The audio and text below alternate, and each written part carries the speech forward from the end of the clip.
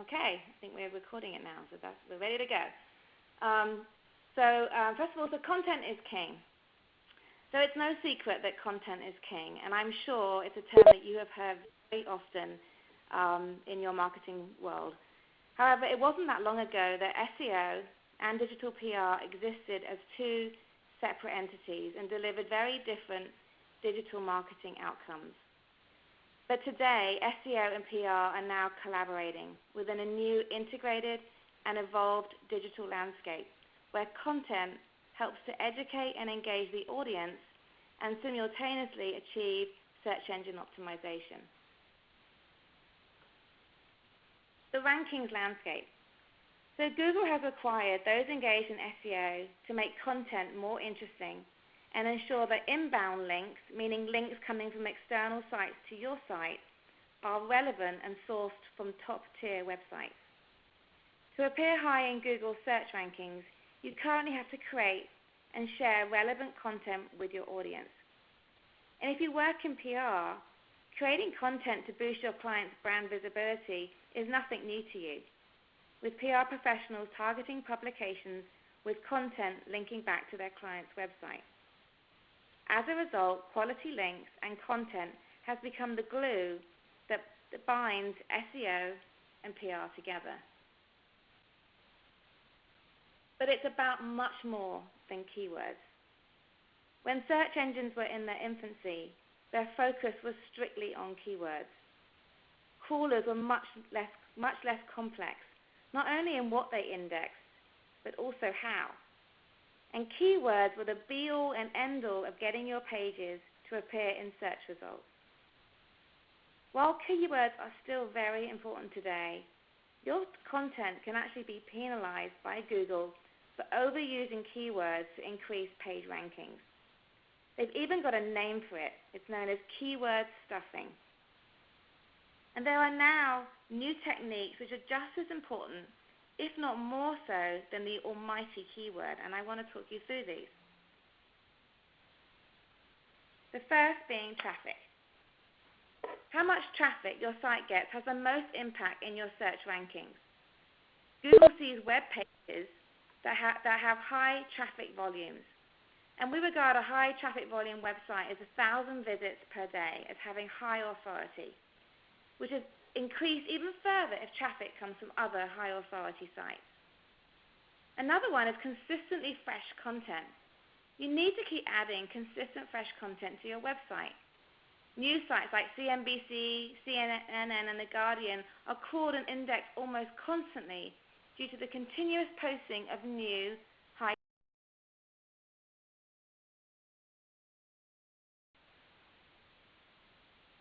Now, we know as many of us are not a CNBC and a CNN, but if we can keep adding new content to our website, it's definitely going to help with our search traffic.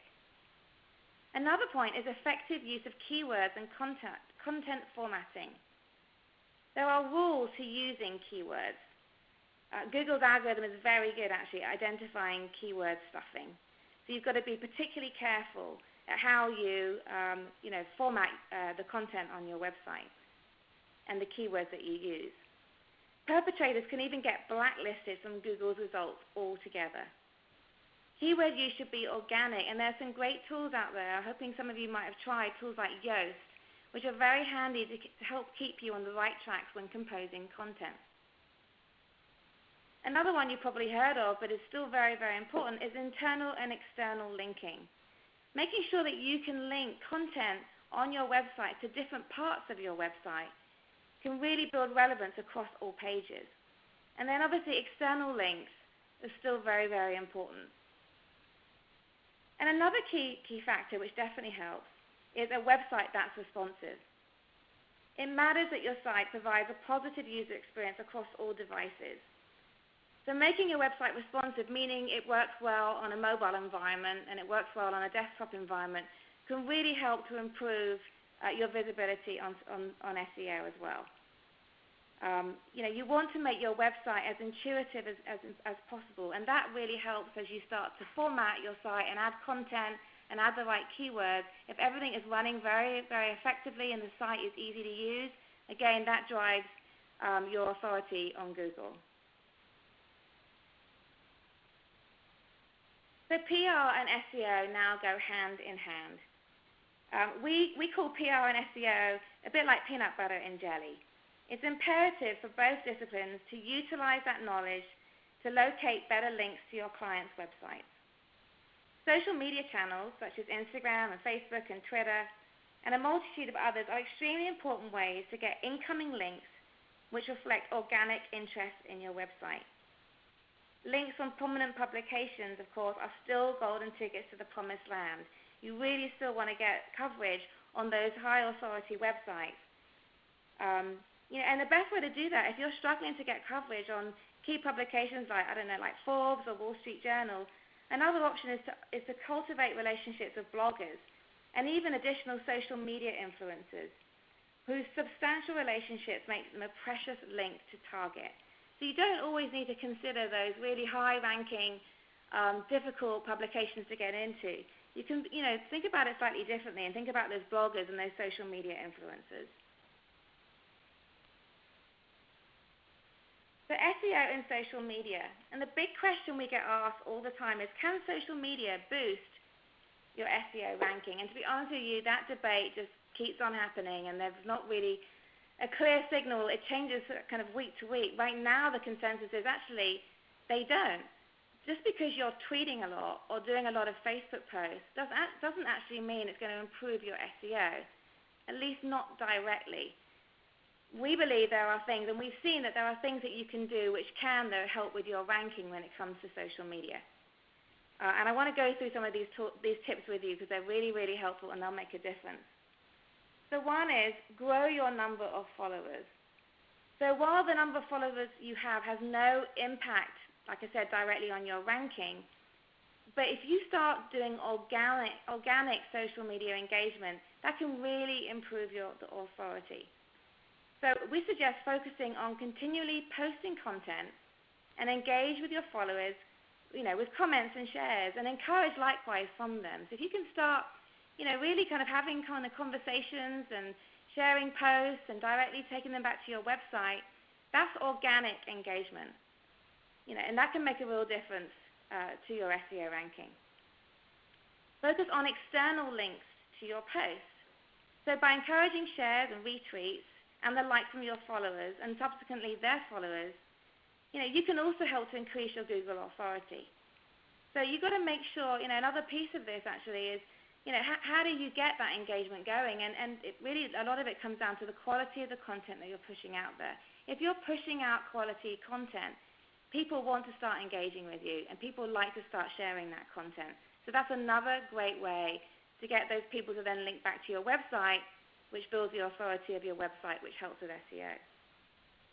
A simple tool, but obviously one which actually I see, not always done as well as it could be, is keeping your profiles up to date. Like, so your profile on LinkedIn or on Twitter or on Facebook, make sure it really is up to date and has the right keywords which reflect, who you are and what you do or what your business does.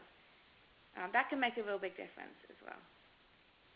Social media sites are also search engines. Google and search may be synonymous, but it's important to remember that social media networks also have their own search functionality, and they do get used. So consider that many users will turn to Facebook or Twitter searches first when it comes to finding people, brands, or content. And I just think this is really, really critical. You have to, if you're not doing enough of social media, yet particularly journalists as well will turn to Twitter to do their research. You want to make sure that you're integrating the right keywords in your content so that you start to get seen by those influencers as well for talking about those key topics. Excuse me. And another point here is use rich media. If meme pictures and ice bucket challenge videos have taught us anything, it's that people love to share pictures and video on social media. So take advantage of this by creating and posting your own media and encourage your followers to share. So PR and SEO joint goals. These days, we see PR and SEO are blending their skill sets and working collectively together on joint tasks. Some tasks include like content management and even like content calendars. So if you imagine in the past, content calendars were really leveraged. Like, we used to use them a lot for PR, for scheduling and creating topics for stories. But now we're starting to see, particularly in our SEO practice, that we're integrating content calendars in strategies for content marketing as well. So SEO professionals are leveraging those same content calendars that PR professionals are, and they can integrate well together to really make sure, again, that you're leveraging the right keywords to building your visibility on the search engines. So I just want to give you an example of an interesting case study where PR and SEO really work well together, and the results were quite astounding. So there's a company called Jotform. It's a software-as-a-service startup, and this is the example of how they really did integrate the PR and SEO. So at the time, where they were, going back a little bit of time right now, one of Jotform's largest competitor, Adobe, was shutting down the product Jotform competed with, called Forms Central, and wanted help getting their Forms Central alternative page to rank for all searches revolving around Adobe Forms Central alternative. So this sounds kind of a little bit complicated. So basically, Jotform was trying to compete against Adobe, and Adobe was about to shut down one of their solutions. So what Jotform wanted to do was make sure that before Adobe shut down their solution, that Jotform was actually trending on social media and on the search engines to make sure that people realize that Jotform is going to be that alternative platform. So they actually created a specific landing page called Form Central Alternative, and they wanted that to trend so that when Adobe suddenly disappeared, people could still use an alternative solution, which was the Jotform solution. But to do that was particularly tricky, because if you can imagine, if you're competing against Adobe, and Adobe right now has share of voice on social media and on SEO and in PR, they needed to find a very effective strategy to make sure that their Jotform solution was going to be that alternative solution. So their approach was very much multi-pronged. They first of all really looked at analyzing their current Jotform website for SEO best practices. They corrected all the technical impurities on the page, and they added relevant content that would help users once they were on the page. And then they linked all these pieces together. So they really needed to make sure that, if they were going to provide this alternative solution, that from an SEO point of view, that their website and their landing page, that the content was all reflective of what they were offering, and that the user experience was going to be particularly good, because that all helps from SEO as well. And this is where they started to integrate the PR piece. So as well as making sure from a content marketing and messaging point of view they had everything in place, they actually started a very strategic outreach with editors and writers, and actually managed to get a large amount of their content promoted on sites such as Inc.com, the Huffington Post, Business.com, and Forbes. So it was an impressive strategy, because they really had taken into account, they'd looked at it from how are they going to really get their rankings high, how are they going to be seen as the alternative choice, and they recognized it wasn't just an SEO play. This had to be SEO and PR working together. And within 2 months, Jotform's Central Alternative page ranked #1 for Adobe Forms Central Alternative and all related terms, within months to spare before the service shut down. So there's features in Inc.com, Huffington Post, etc., all of which both contributed traffic to Jotform and helped get their name in front of the right market at the right time when a switch in the marketplace was about to occur. And as you can see from this slide, the numbers are quite phenomenal, and they really did achieve what they wanted to achieve. But if they had just done SEO on their own, I wonder whether these numbers would be quite so substantial. It really was an integration of PR and SEO working together, which drove the huge amount of traffic which they got to their alternative landing page. So there are 8 easy SEO tools to improve your search engine traffic. And I'm hoping some of them, you're obviously quite familiar with, but there may be some here which I'm also hoping which could be of use to you for you to start utilizing. Google Analytics, I mean, you've all heard of Google Analytics, I'm sure, and it's the holy grail still of analytics tools. Odds are your business, like I said, is already using this to monitor your site's traffic, but if you're not, you've really got to get started with this tool. You can see what pages are driving organic traffic for your site, traffic numbers, and so much more. So this can be like your real starting point to starting to see how you're faring when it comes to SEO for your website. Google Page Speed Insights.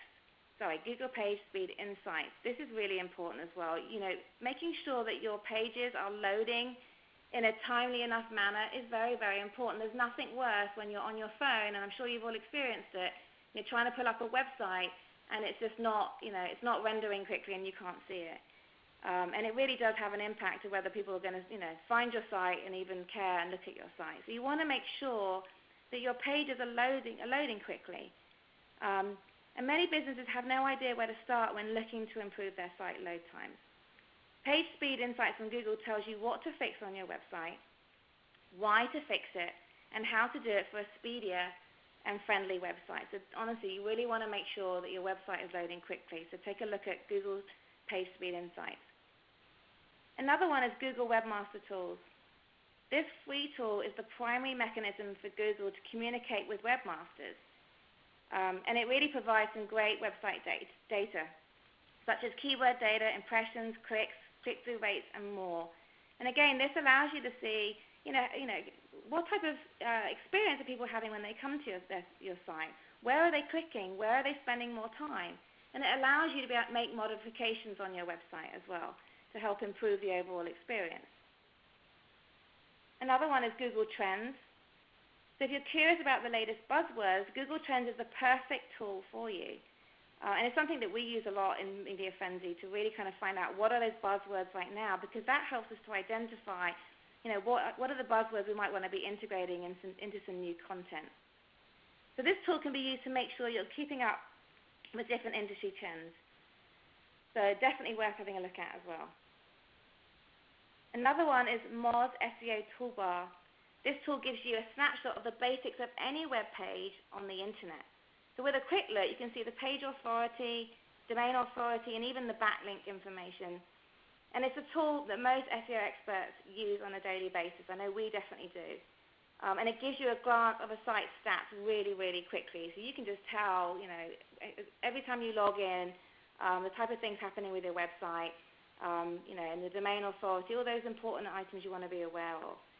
Allows you to make changes really quickly as well using that data. I don't know how many of you have heard of Screaming Frog. So this tool is a little bit more technical, but it's really impactful.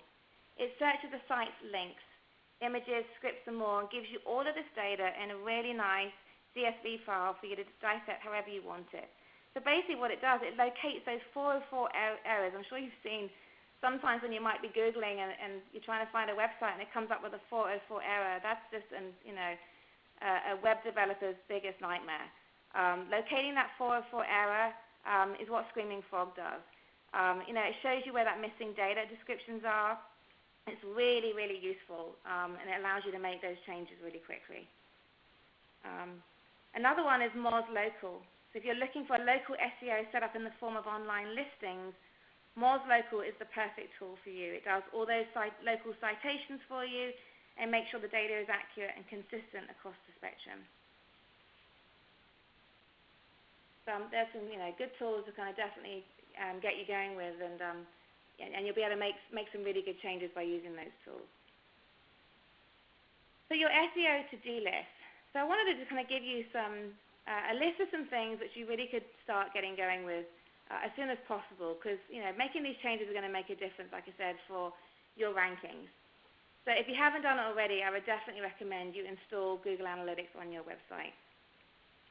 Another key item is maintaining a really good website blog that uses semantic and validated HTML and adapts the screen sizes from desktop to smartphones. So you definitely want to make sure that you're looking at the HTML side of things. You want to test your site as well. So there's a way that you can test your site for, it's called, it's a little bit technical, WCAG 2.0 AA compatibility. So making sure that your site is compatible is extremely important for SEO. You want to use proper cascading headers in your page copy. That's important. And if you're on WordPress, I'd highly recommend that you install Yoast. It's a really, really important tool for helping you identify, making sure that your content has all the right keywords that you want to be trending for and being seen for. So it's a great tool to use. You want to make site performance a priority by optimizing those images, removing any unnecessary plugins. Sometimes you can have plugins on your website and they're slowing your whole website down, or just causing some things not to work well. So you want to make sure you look through all those plugins as much as possible.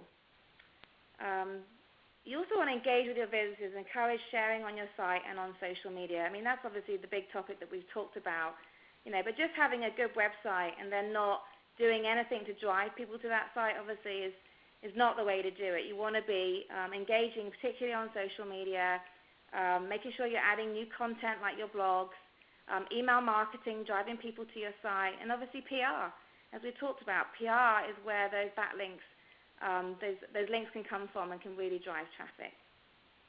So I just encourage you all to, if content is a struggle, you don't have to be creating new content all the time to keep your website fresh and trending well. You can look at reposting old articles that you think are of value to your audience. You can even bring guest writers on board. We love to do that at Media Frenzy. Some of our clients, they'll suggest people which they believe are influencers, and we'll reach out to them and see if they might write a guest blog. There's different ways of, you don't have to always be responsible for creating your own content. There's different ways to do it. You want to use keywords, obviously links, and media in your social media posts. So, when writing your social media posts, make sure you're using those right keywords within it. Make sure you're using the right handles and the right hashtags as well, as that can make a real difference.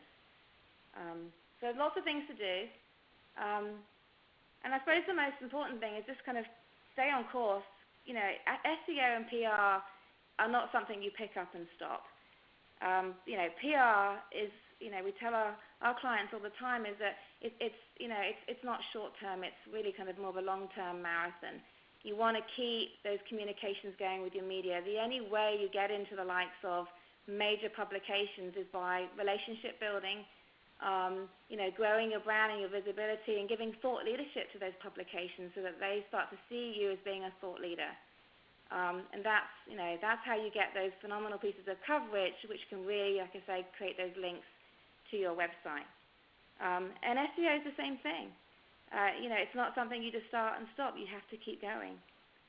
It's a continuous. It's something that we do daily for our clients, constantly, using those tools to see where the issues are, to see what needs to be improved, looking at the user experience, making sure those 401 errors are not there, etc. So keep going. It's something you really need to be dedicated to doing. And if you've got an SEO team and you've got a PR team and they're sitting in silo and not working together, number one piece of advice would be get those people together and get them to start integrating and collaborating with each other. So that's the end of my, hopefully an educational workshop for you to kind of give you a sense of things you need to be working on, things you can be improving, and things you may not have considered before. And I'd now like to open up the floor and see if we have any questions at all.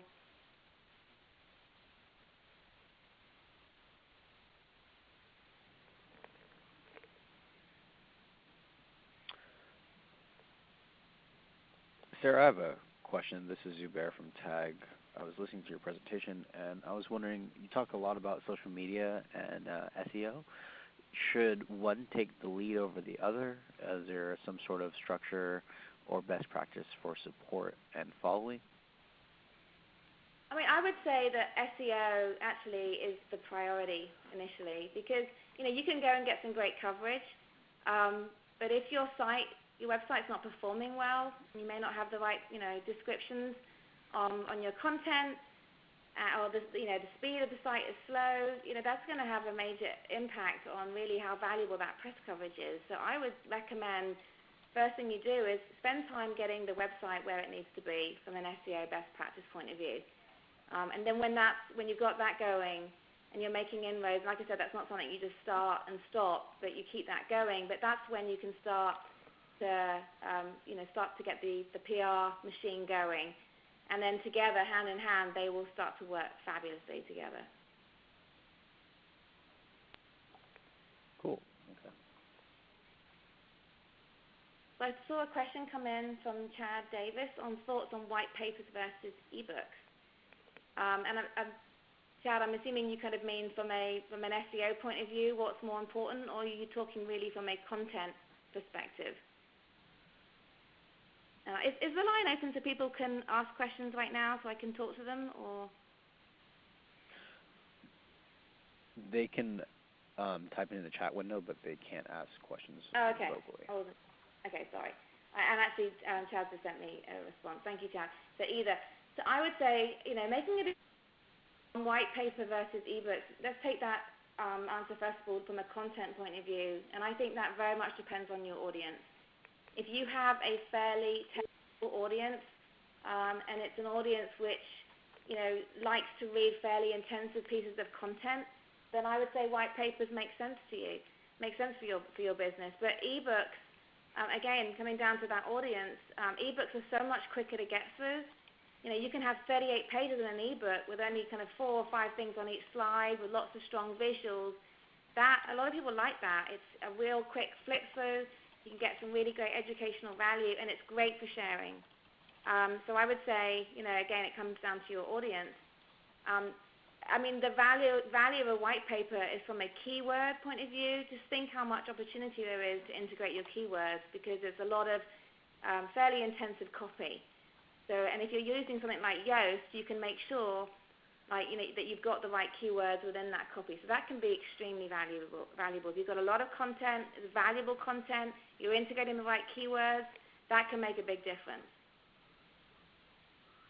Another question here is from Deborah Cox. What is the difference, in your opinion, using Moz versus RS as a tool? And that's a question I would have to pass to my technical team to answer you, Deborah, on that. As the CEO of the company, I'm not doing the ins and outs of it, but Danny, who heads up our team, I can definitely get him to reach out to you and give you that answer. So I'm sorry about that.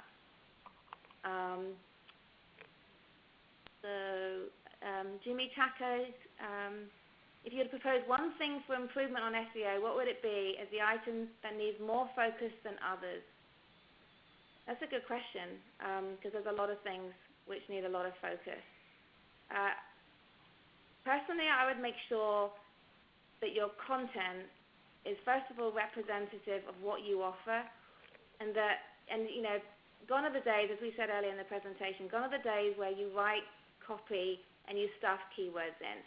So you want to write copy which is going to resonate with your audience, but you want to integrate those keywords. However, even if you had the best looking website, which was the speediest website there was, and you had no 401 errors, if your content, when people get to your site, if they get there and they can't fathom out what you do or why you can help them, then you've lost that opportunity straight away. So you really want to make sure your content is, like I say, is reflective of your offering. You integrate those keywords. I keep going back to telling you to use Yoast, but definitely recommend it. I would get that piece going first. And at the same time, you want to make sure, you've got your web team really looking at, making sure the speed of the site is good, it's responsive, all that type of stuff. I hope that's helpful for you, Jimmy. I'm trying to see if there's any more questions. I think that is it, actually. So I hope that was helpful for everybody, and I'd love to hear from you all. Feel free, like I said, to email me or send me a tweet. Our team is, we're really keen to give you feedback. I'd love to give you some feedback, and if you've got any challenges going on, let us know. We can hopefully give you some solutions to them. But so thank you very much. Thank you all. Have a nice day. Thank you.